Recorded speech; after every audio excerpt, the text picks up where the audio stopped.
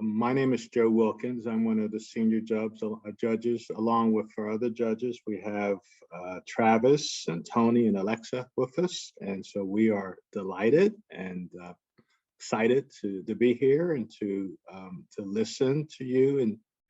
And so we have a few opening comments as well that we want to help set the stage for the next few minutes with you.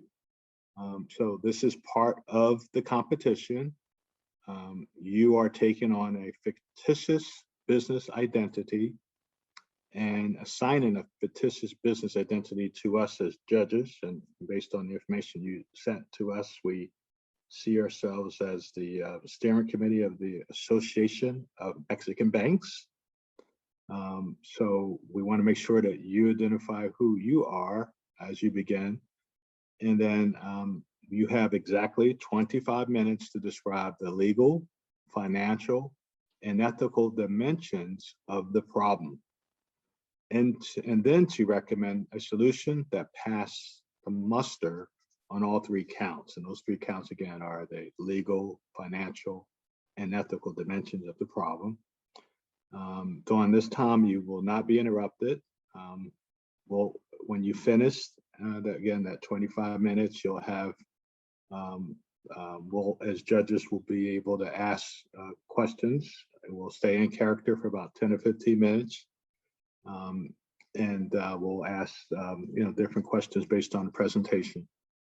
After that, then we'll conclude that session, and then we'll go into a session with you just to provide some feedback, some mentorship, coaching to help along with you in your next set of presentations. So with that, are there any other questions? We get started. All right, thank you. We are Team Four Squares, a fictitious banking organization. I am Ricky Holzer, and I will be presenting with Chris Cuevas, Nan Vaswani, and Twisha Frick about improving access to healthcare for small businesses in Mexico. We will start with an overview of our problem and solutions, give you some context as to where we are proposing this to happen.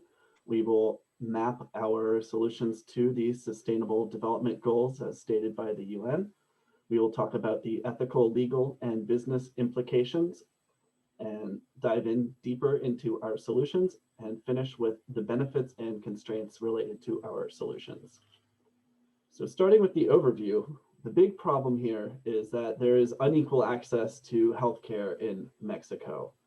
In particular, it's very segregated, and part of that is due to it's tied to employment in Mexico. So in order to create more opportunities for healthcare in small business, while creating a more sustainable and inclusive path to economic growth and prosperity, we want to encourage banks to help their small business clients. So our three solutions are to add a health component to the environmental, social, and governance investment criteria, also provide discounted healthcare to clients, and also amend loan contracts to provide flexibility during pandemics and economic downturns to ensure Mexicans that might lose their jobs during those time periods. So starting with context. Zooming into Latin America, it is one of the most unequal regions in the entire world. And part of this is due to the fact that the richest 10% own 71% of the wealth. If you look at the map on the right, you can see in the darker red colors, that is areas with the highest Gini coefficients. Those are areas that is one index that measures inequality. And you can see that Latin America in general is much higher than the rest of the world. So in addition to this wealth inequality and other types of inequality, healthcare in particular is highly segregated, partly due to the existence of the wealthy class that can afford to pay for their own insurance or healthcare options, and a poor class that does not have that ability. Part of this is due to the existence of large informal economies where low-paid workers are unable to afford the social insurance provided by their countries. In addition, there's rampant tax evasion and corruption in many countries, which leads to a lack of public funds in order to provide the public healthcare infrastructure. Now, in particular, we will be focusing on Mexico because one, it's the second most populous country in Latin America, and it can serve as a catalyst for the region to show that if we can successfully implement solutions here in Mexico, that it can provide a benchmark for other countries to follow suit. One part about Mexican economy in particular is that if we have the 15th highest GDP in the world. However, that growth has been largely stagnant. And despite having such a high GDP, we're the second most unequal developed country. And the biggest contributor to this is the existence of two Mexicos, as we call it. There is the modern high growth sector, which consists mainly of large multinational corporations that work with highly educated people and have access to cutting edge technology and manufacturing equipment. And on the other side, we have the more traditional low growth economy, which is largely informal and consists of smaller businesses owned by local communities and financed by local communities. Here we'll talk about the issues in Mexico and what we are mapping to the Sustainable Development Goals that we are here to speak of. The issues that we want to tackle, mainly for small businesses, are first, that there are very few microfinancing opportunities in Mexico. Second, small enterprises, when they graduate and grow into big businesses, they have difficulty securing money from financial institutions. And this, in turn, affects the health and living for a major sector of the population. The three SDGs that we map with these issues broadly focus on healthy living, sustainable economic growth, and reduced inequality. Our proposed solutions should provide additional funding sources for small businesses and in turn help these communities. We believe that this will be a start to activate small businesses in Mexico and assist them in participating in emerging markets. Now, on this slide, we are comparing the financial context of leading developed countries with Mexico. On a broader level, companies are obviously heavily dependent on financial institutions for their funding, and government policies play a heavy role here. There is support from government in Mexico for these small businesses and bigger businesses, but it can be seen that the link, especially for small businesses and for banking and insurance, is missing. This in turn heavily affects the quality of lives that the major sector of the population can get. And we'll now speak about how financial institutions in a country especially like Mexico, can play a major role in improving that. And emphasizing the role of banks in Mexican health trends, we'll go over how different financial actors such as lenders, investors, and even venture capital and equity markets affect the healthcare in Mexico. These can be put into three trends. On a macroeconomic level, financial development contributes to economic growth. It supports innovation, facilitates entrepreneurship. This has an immensely important role to play in the welfare of a country. Functionally, financial institutions provide credit for investments, liquidity for bridging financial gaps of individuals or companies, and risk management services by pooling risks. Going over economic trends and other obstacles that these small businesses may face, despite multiple economic opportunities on one side and political willingness to achieve the development goals on the other, private sector investments in health for low and middle income countries have not soared. Apart from this, there are multiple other obstacles, such as distrust of private sector involvement from health policymakers, short-termism or governance challenges hindering investors from making long-term commitment in small businesses. There's also a lack of liquid investment instruments for these small businesses and the difficulty of doing due diligence on new healthcare entrepreneurs, and have also been highlighted by multiple practitioners here. Just as I was speaking of how financial institutions can play a role of improving healthcare in Mexico, we'll just go over on what the financial services scene looks like for now. The market share for financial services in Mexico has been largely dominated by four major banks. However, affluent customers still go to US for banking, and nearly half of the population does not use these banks, and there is a large gap in how these underserved mid-sized firms have in getting funds from financial institutions. For the healthcare sector in Mexico, it's heavily tied to unemployment. It's heavily tied to the employment in this country. What I mean by that is employers pay for insurance of healthcare insurance of these employees. However, when we speak of a large informal sector in a country and the insurance being tied to an employer, that has led to almost 20 million people without access to good healthcare. This has been majorly due to the lack of funds from the government and increasing debt in GDP. The onset of pandemics and recessions has all the more aggravated this issue, mainly because of loss of employment. Thank you, Trisha. We are going to talk now about the sector, the informal and formal sector in Mexico and the distinctions. There are three types of firms in Mexico: firms hiring only salaried workers and firms associating only with non-salaried and mixed. However, companies that evade the law create a fourth type: firms hiring salaried workers illegally. So in the end, we have four types of companies, and even though you can picture informal business like on the slides, you can have a fairly normal, simply formal, medium or large company that have mixed employment within. This means that unsecure people in the country lags behind in large numbers, not only in the small sector, but medium and large as well. One of the main reasons why this happened is because the mandatory health coverage acts like a tax on employment, and employees assign low value to the services provided. On the next slide, we are going to talk about the ethical, legal, and business implications of this problem. Starting with the ethical implications. Latin American countries, including Mexico, record extremely high levels of income inequality. And inequality of opportunities appear to be responsible for both slow growth and high income inequality. As a consequence, there are millions of people with limited access to education, credit, various types of infrastructure, and limited access to realize their economic potential. This negatively affects economic efficiency, favors the persistence of inefficient institutions within countries, and create political tensions and conflict. We now transition to the legal considerations. Mexico Constitution and laws make the distinction between salaried and non-salaried workers.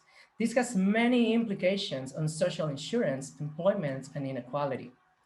Social Security and federal law establish that firms hiring salaried workers are obligated to pay for the social insurance.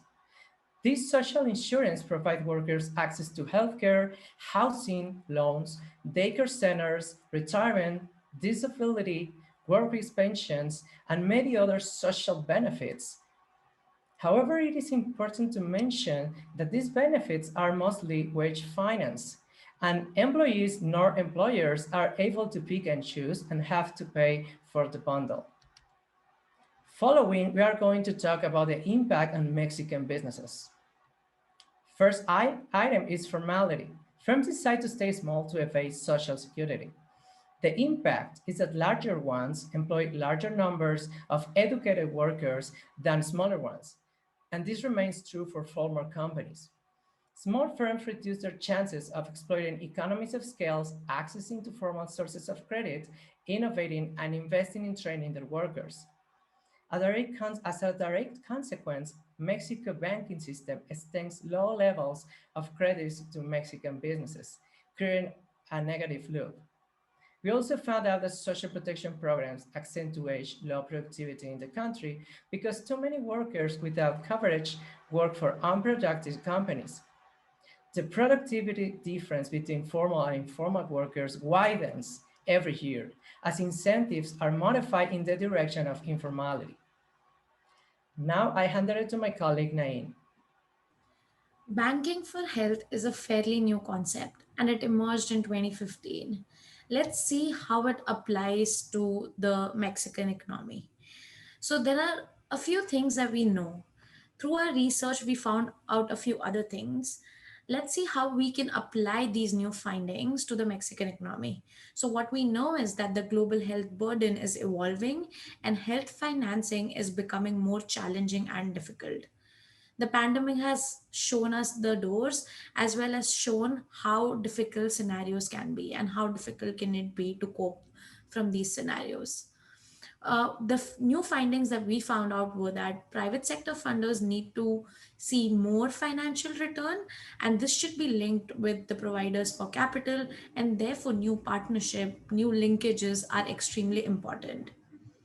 And therefore, by linking both these two things, we see that we need to expand the global movement for sustainable capital markets, and this needs to include financial institutions as the change. So, the first solution that we are suggesting is adding healthcare factor to the ESG factors. So, the sustainable capital market foster a lot of collaboration, and this collaboration happens between different investors, regulators, and companies to enhance transparency and delivery on the ESG criteria. 23 developed nations have committed to support this initiative, and we can see the change happening in developing capital countries as well. For example, Kazakhstan is onboarding and has 15 financial institutions already set on this ESG plus health initiative. This has helped the economy deal with COVID and have lesser turnaround times where people can return to their workplaces and work as normal. There are several other examples that demonstrate how health plays an important role in the profitability of the overall firm. We say that adding an explicit health component will be important because according to Global Health Initiative of World Economic Forum, 72% of the companies surveyed reported a negative impact on their business from malaria, with 39% perceiving that these impacts could have been more serious. So, if we have these measures set in place, especially for small and medium sized businesses in Mexico, where there is not a lot of support from the employer and not a support from financial institutions, we won't lose people or money in treating and coping up with these things. The second solution that we are suggesting is making a solid case for macroeconomic benefits of investments in health. For this, we compared the historic data that we have and the future predictions that have been forecasted by a lot of market research analysts. In 2012, we saw that 20% of the healthcare spending came from emerging economies. But by 2022, this is estimated to reach 33%. And as a result, healthcare systems and the entire health economy in these countries will undergo drastic change and attractiveness. And attractiveness to these healthcare investments in the future will not be driven by just usual suspects such as pharmaceutical companies. Specifically for Mexico, the strategy consulting firm Bain and Company estimated that hospitals and other health service providers will account for 40% of the growth in profits by 2021. This is why new investment products are needed to access future growth potential. And considering this compelling macroeconomic case and the interest from from various finance and private investors, we need to channel these investments into the considerable unfulfilled funding needs of the projects supporting health-related SDGs. And this creates a compelling case for private sector companies to invest in healthcare. And the third solution is how will these small businesses be able to buy such good deals from financial institutions?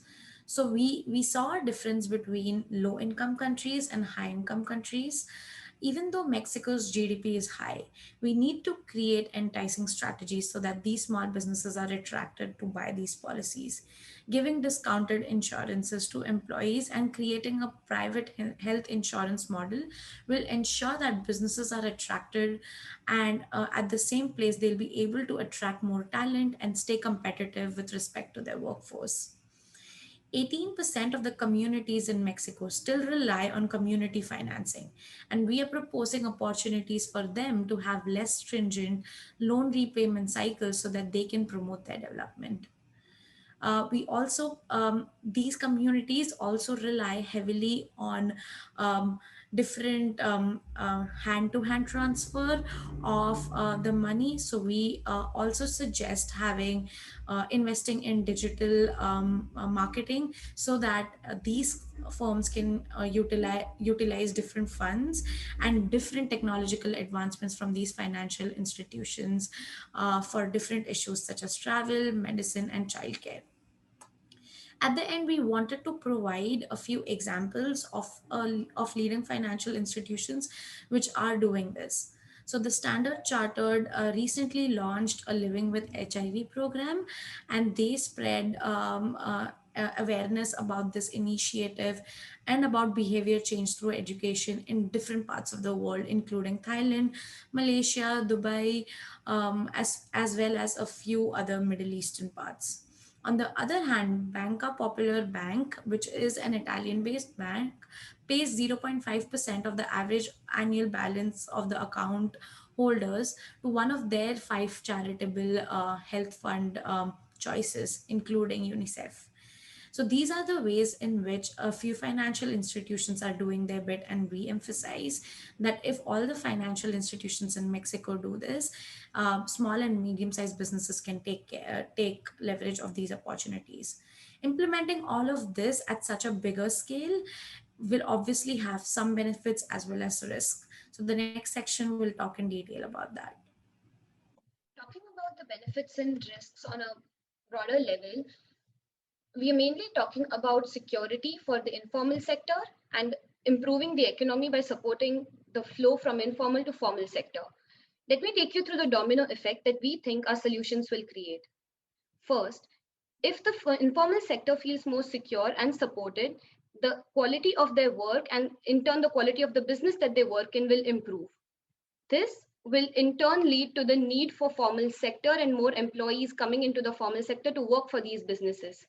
Once these businesses increase and there is a growth in economy, the GDP will grow, which will in turn be able to support the informal sector in a better way.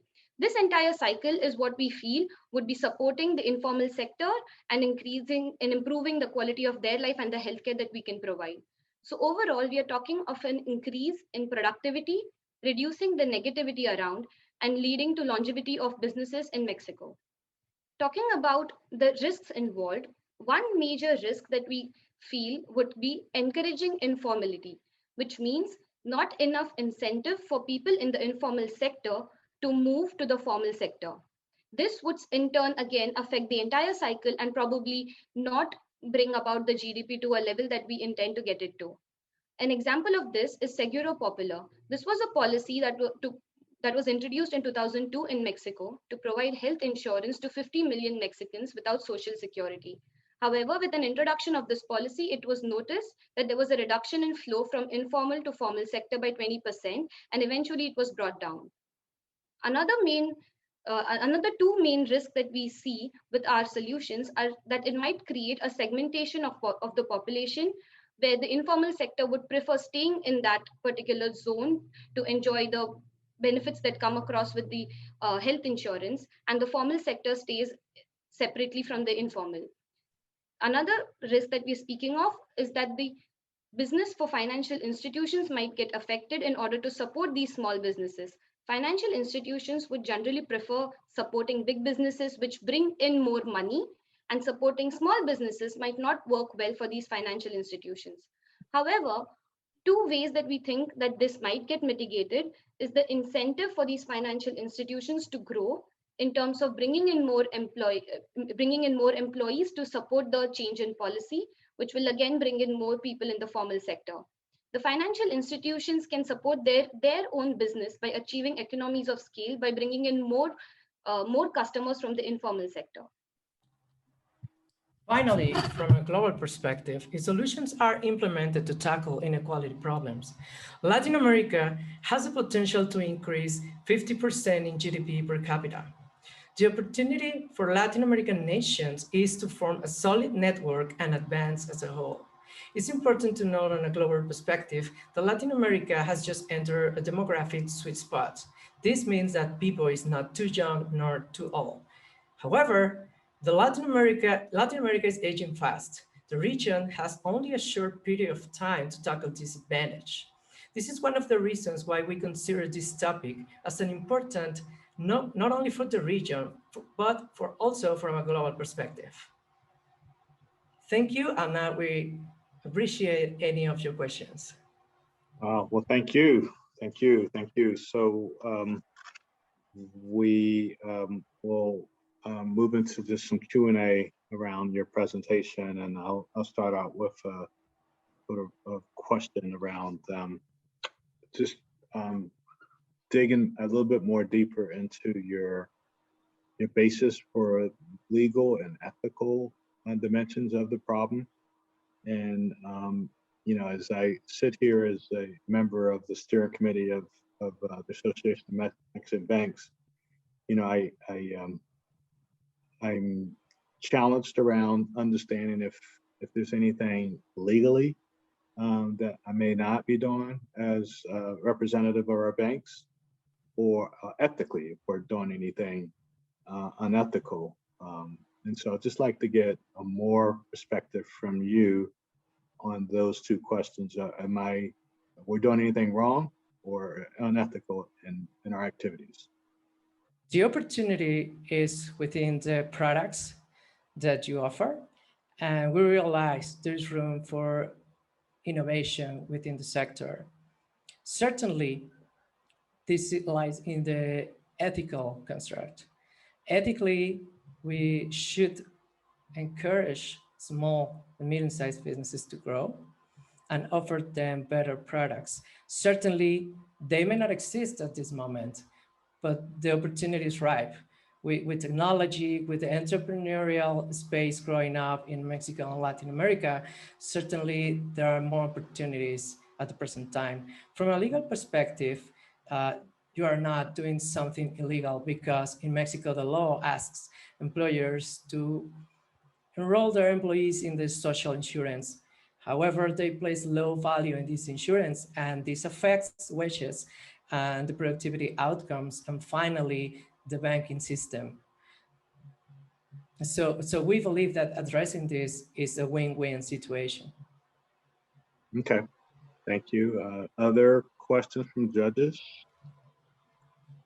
I have a question. Oh, Tony raised your hand first. You can go ahead. Please, Tony. Okay. Yeah, so again, as part of the steering committee for financial institutions, I think the whole presentation as a whole, I think it's a huge undertaking. I think it's bigger than just the financial institutions, because again, you're even bringing up the government aspect of it too, because that's a huge part, especially for, you know, Mexico, you know, being where it's at, I guess, economically too. And there is such a divide between the poverty and the higher class too. So I think it was a huge undertaking to tie it all together. And I just want to kind of ensure, if you could just clarify so I understand 100% too. Basically, in short, you're saying, as a financial institution in Mexico, we should be investing or having small businesses invest with us too, but in a way that way they're able to in turn give healthcare to their employees. Is that what I'm hearing in short? Yes, because healthcare is one of the main reasons why firms decide to stay small, because of the tax attached to it and the low value that is perceived. So if we increase the value, the infrastructure, and create the positive loop, financial institutions are going to be better off, employers are going to be better off, and employees. At this moment, we have many small businesses, and they don't have to hire an accountant, they don't have to hire an engineer, they don't have to hire a supervisor, and they're producing the same items that large companies. But the large companies are employing those highly skilled employees. In reality, what's happening is that employers are looking for opportunities. They are looking for products in a certain way, because they are buying private insurance policies. Companies that do not have the means to buy in large quantities these policies are hiring private doctors to attend their employees. They are doing a lot of stuff for their own to improve the quality and their competitiveness. So our Our main goal here is to create these new products to address the needs and improve the overall situation. Yeah, and I guess, Joe, it was kind of good that you said, like, as a bank, are we doing something unethical? Like, are we doing anything wrong? And basically you're saying, no, technically we're not, but we should be stepping up and doing more as financial institutions and taking responsibility. Even though we're technically not doing anything wrong, we should realize the impact we can have. And again, in your solution, I love that you said it is a domino effect. I mean, we could have the fact that us as banks could have that effect and like help our whole, country would be amazing too. And you just got me kind of thinking too, is there more that we could do at the government side? Like finance, obviously the government has such an impact on Mexico's everything, financially, like health wise. If there's more that we can partner with the government more to be able to give back to. So I think y'all did a good job as evoking that and like ideas to me as part of this financial steering committee. So. Good. Travis? Yeah, my question's actually rather related to what Tony was asking. The need here is, and the desire here is very good, but I think it's a chunk of a larger issue potentially. In that, like you were saying, Christopher, the firms and companies are intentionally staying small so that they can get around having to, if they get big enough, then there's certain sets of taxes that they need to pay. And if by default, a company is trying to stay informal to not have to pay taxes, for example, I could see that being sort of the first barrier before they would want to go to the next step of even providing healthcare, because sort of taking out a loan that is, more accessible, that loan still needs to be paid back in some way, which that loan involves showing your income, your expenses, and that type of information would break them out of the, I guess, under the radar form of business, if you will. And so that's a challenge in itself, because if you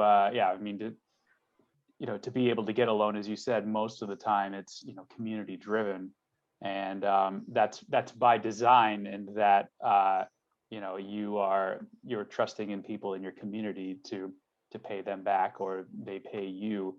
And when you involve a corporate entity like the bank, there's the paperwork involved, which I think might be maybe the first step here, before we can kind of get to really focusing on healthcare being elevated. Because if the company doesn't really even want to pay taxes or be part of the system in the first place, it can be challenging to be able to have the banks extend a hand out to be able to help. I mean, if we as the banks have these processes in place, but these firms don't want to reach us in the middle to be able to take the loan, which we would have to have all of that documentation. I could see that being a challenge. I don't have an answer to it, so I'm more throwing it out to see what you all think. But that's kind of my take, is that I would love to see or hear a little bit more in terms of that issue as well, because that seems like a big one here. If anything, maybe this is the phase 2 of being able to increase health overall. Thank you for your comments. They are spot on. Certainly the root cause is by design. However, there are many economists that have proposed brilliant policy arguments and designs for changing this from the root cause, which is government. However, we've been waiting like 2 decades for that to happen. And if with each administration and changes, this could be further delay. Certainly there's room for partnerships, and there's room for improvement on the government side. What we are proposing is, for those that are already trying to do something different, provide a new product, an innovative product to accommodate that needs. Why? Because a high percentage of the firms in Mexico approach a consultant not because of the Mexican IRS equivalent, but the social security institutions auditing the books. So that's why we base our analysis of this is the bottleneck here is the social insurance. And as employees do not value those services, they're better off not being formal. So our thinking here is not to do without political reforms needed, but how to start a new conversation. And instead of waiting for the government to do something, we could do something differently. We can do things, for example, it's legally that businesses can deduce from their taxes the social insurance. What if a bank could step when, for example, the government doesn't have your medicine, so you're not going to pay for the full package, but only on certain cases. And in that case, an employee is going to increase the loyalty and engagement with your business if he or she values that more of the status quo. So this is a start of a new conversation, certainly. Yeah, I just want to add one more thing. While researching, we found that the Mexican government has also started developing policies on establishing such collaborative agreements with a lot of nonprofits, financial, and other civil society organizations. So there were these list of 13 commitments that they have signed up for, and while reading through it, we could like see that two out of those 13 commitments are certainly in favor of giving more chance to these communities, to these small businesses, to foster a means of like innovation, and so that they can have more decision making power from the equitable standpoint. They started like this initiative in 2019, and going forward, they are partnering with a lot of small banks, small businesses, as well as a lot of nonprofits as well. Finally, I like to add something, something else, is that we have the data that formal businesses are highly more productive. That's being shown in research. So turning tables, I would argue that take the risk and maybe offer lower rates for these formal businesses and encourage them to keep growing and achieve economies of scale, as I mentioned, because just for the fact of being formal, they are more productive. So banks currently require that you are in good standing with the IRS, comparable in Mexico. But what if we include that health mechanism for assessing credits and other financial products? Alexa, any questions or input from you to the audience? Yeah, I had one question. Going off what, and I apologize, is it Nain?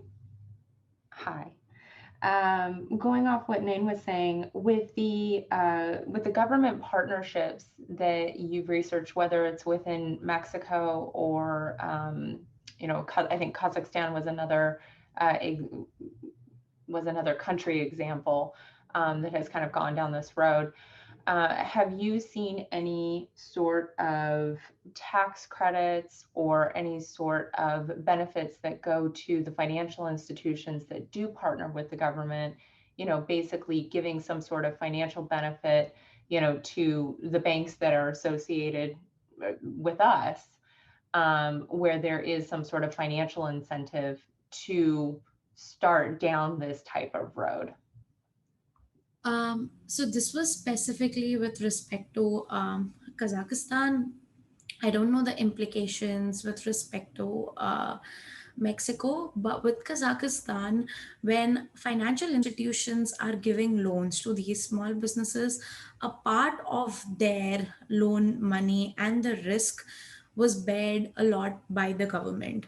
So the government took this initiative that if these small businesses defaulted by any chance, 70% or 72% risk will be bared by the government, so that these financial institutions don't have to worry a lot while extending loans to these small businesses.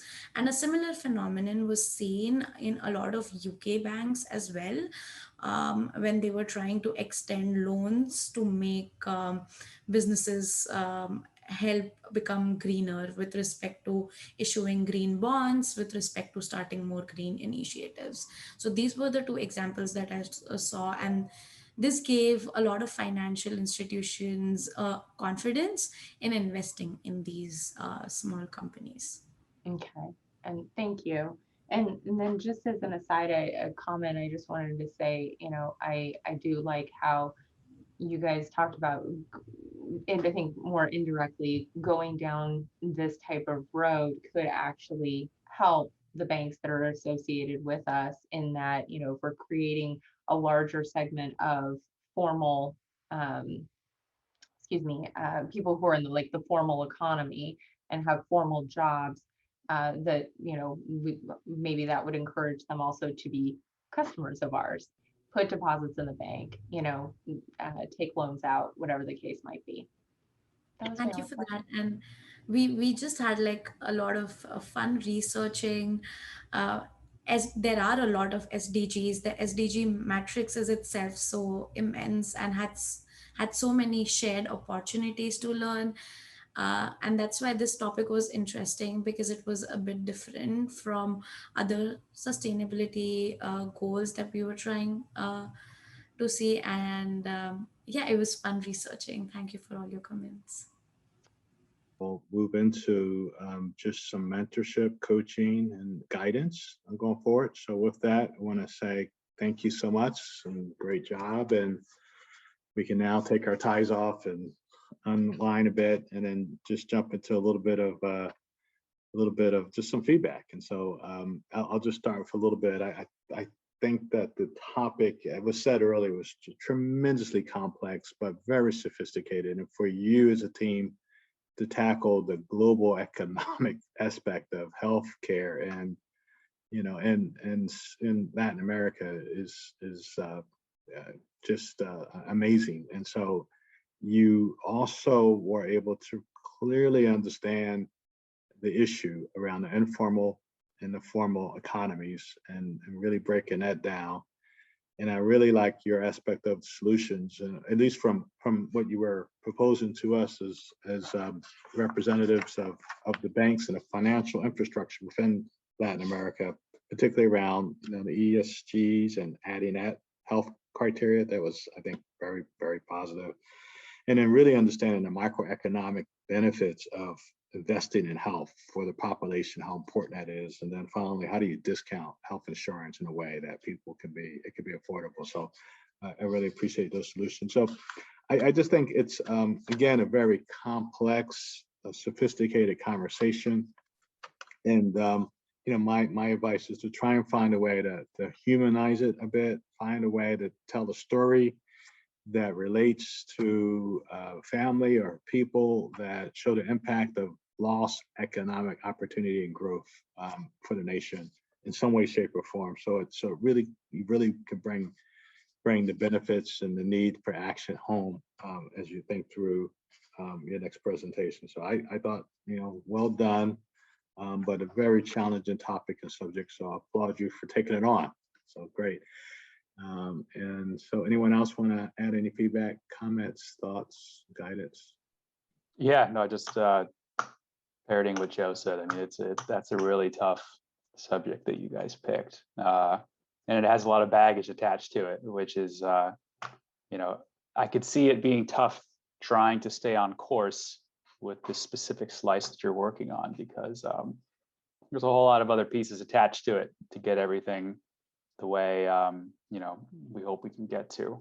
You know, my feedback is actually rather similar to Joe's, and that I would, you know, I'd love to get a like a a walkthrough of a person's situation.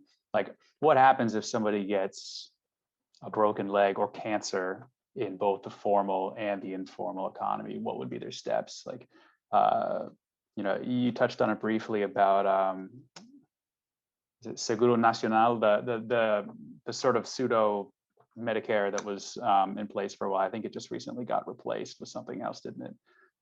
Like an example of like, what do you have to do to go through that? Who can use it, who cannot? A couple samples of how that would go, I think would be helpful, just for additional context of the differences between the formal and the informal economy, and how people have to deal with healthcare between the two. And thank you. Yeah. Others? Yeah, so again, it's kind of funny. I think as judges, or just as business people, or I guess being a part of this judging process, I think we are all on the same page here, that I think this topic is very, there is multi-layers to it. And it is a huge undertaking, and for y'all to try and tackle it, the answer in, again, 25 minutes is kind of impossible. So like the fact that y'all were able to bring what you could in such a short amount of time, I think it's great to have all those components. But yeah, I guess my feedback would just be to hone in on, like, again, one major part of it. Like, how can this really be a feasible solution to the problem? And again, because y'all took on such a challenging, because we were on another one, and most of these competitions, or most people a part of it, have done like an easier, just like a one task thing, find one solution, so y'all's is a bigger challenge. So I think that's great that y'all undertook that. And I love, Naeem, that you said too, that y'all loved researching it. Like, how fun is that? Like, that's the whole point about this too, is like, y'all learned so much about something you probably didn't know any idea about, and I love that you said that you enjoyed it too. I think that makes all the difference. And yeah, I would say to bring maybe an example, like everyone's saying too, more of an example. That way, again, as judges or as people, we feel an attachment to it too. Because again, it goes to the ethical part, and we want to humanize it as well too, and realize we want to do better. We want to give back to the community in a way. So, but overall, I think y'all did a great job too. So yeah. So you obviously did a lot of research in this, and it came through in terms of the hard work that you put in taking all of this information and coming, boiling it down to a 25-minute presentation. And it was, very cool to see, like, Naeem, you were just like smiling when you were talking about the research that you're doing. So obviously it was enjoyable. And that, to me, when somebody is making a presentation, one, their knowledge comes across when, in terms of like how much you really did absorb of the information that you research, and two, how much you're either thinking, good Lord, this is boring, and I'm just kind of getting through it, versus I actually do, feel some sort of passion behind it. And I thought you guys, overall did a good job in having some, demonstrating some sort of passion behind it.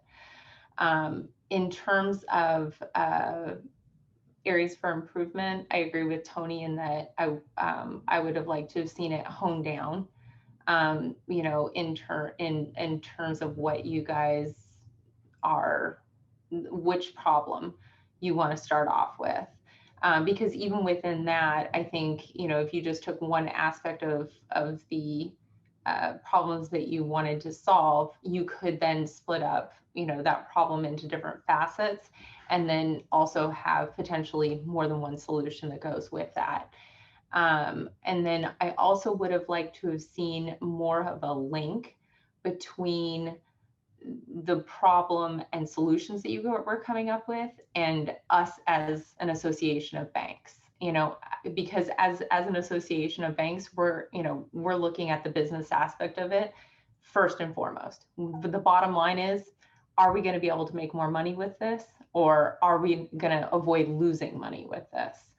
And so I would have liked to have seen a higher link in terms of that. That's why I asked the thing about tax credits, because if you're, saying, hey, if we do a program where the government's issuing bonds in this way, and we're going to be able to split, who issues those bonds or who finances those bonds, or who, like the PPP loan in the United States gets those bank charges. And that's going to be able to increase your revenue by X amount, or, what have you. That for, again, a steering committee for an association of banks gets to what their bottom line is. And if as a business, hey, if we can be more ethical, if we can be more community oriented, that's wonderful.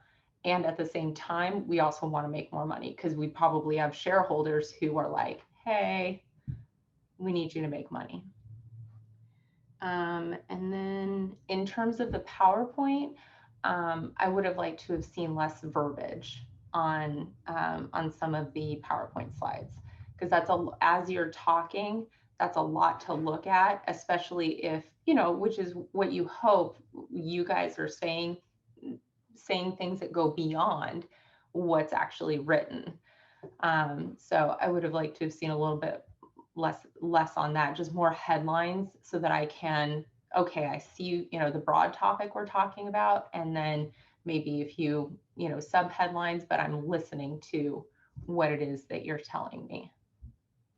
But you guys did a very good job. Thank you guys so much for allowing us to be a part of it. Sorry, can I just interject one thing, just because again, Absolutely. it real and honest, because I'm a business owner too, and these presentations, like even as a business owner and a CEO of a company, we still have to give presentations too. So I love that Alexa said that. It is important when you make these presentations. Again, you want to talk more, not just kind of reading off, your PowerPoint. You want to be talking more about other things, because in real life, like I even am presenting to retailers that we want to get into too. So this will never go away. So just like remember that. So this is good, like learning experience for y'all. So just wanted to share the reality of it too. So, but again, good job. Yeah, PowerPoint will be a part of your life for the rest of your life. All right. No, truly, we want to again make sure you leave this this session inspired. Really, really important to know that a massive change that you're proposing starts with you.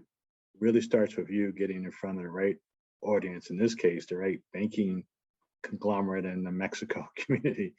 And if they were to hear this, I think that they would walk away with aha. And certainly we walked away with some solid concepts and ideas to consider in terms of driving and growth in the economy, and at the same time taking care of people's health and well-being. So can't lose with that combination. So thank you for just a wonderful amount of work here today, and the work to build up to the day. That was several hours and practice and work on your part. So thank you so much again.